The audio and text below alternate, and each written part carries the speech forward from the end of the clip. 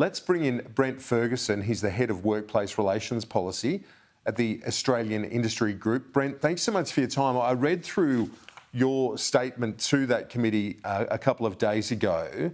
Let me put a couple of the government's points to you and get your response. So the government would argue the multi-employer bargaining concerns are overblown, basically because EBAs will remain. And if an enterprise has an EBA, an enterprise bargaining agreement, they can't access multi-employer bargaining. What's your reaction to that?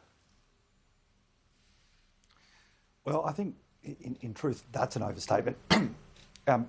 There are some mechanisms that will enable employers that are currently engaged in enterprise bargaining to stay within that stream, but the protections are really quite inadequate. The crux of those protections are that employers will be afforded a short window, to try and renegotiate an agreement before they could be sort of drawn in to a multi-employer agreement. But that window is only short, and very commonly it takes employers longer than that to negotiate a new agreement. And of course it leaves it open to unions to sort of game the system by not agreeing and instead pushing for those employers to be consumed by the new system. So really we say that the safeguards are not effective, and actually the new system will shift the focus of our workplace relations laws to a system of bargaining across groups of employers or sectors instead of bargaining occurring at an individual workplace. And that's really one of the big concerns of industry. One of those issues, though, on that 6-month window or grace period before an enterprise would need to engage in multi-employer bargaining, a business need only begin negotiations during that 6-month period, though, isn't that right? They don't have to finalise the deal, so there is more flexibility there. I think it's more complex than that. It looks at the history of bargaining and so forth that has been engaged in at the particular site, or to some extent looks at whether or not a union agrees that bargaining is occurring. But of course that goes nowhere towards protecting other employers that haven't had an established history of enterprise bargaining and that could themselves be drawn into this new system.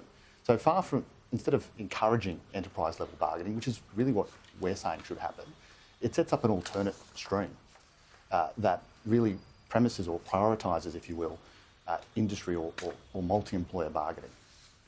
And we say that's the big mistake, because really there's some well-established barriers to employers engaging in enterprise bargaining at the moment. You know, there's been a decline in it that's occurred since 2010, really since the Rudd government introduced the current laws.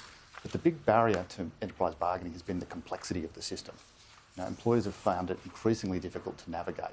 Now, this bill goes some way towards addressing some of those concerns, and that will assist with enterprise bargaining. But the big concern is that, as well as doing that, it's created this alternate stream that can effectively give unions much greater right to force employers to engage in multi-employer bargaining, even if they and their workforces want to engage in individual workplace level bargaining. And then once you're in, the other big problem is that it's almost impossible to get out unless a union agrees to let you out.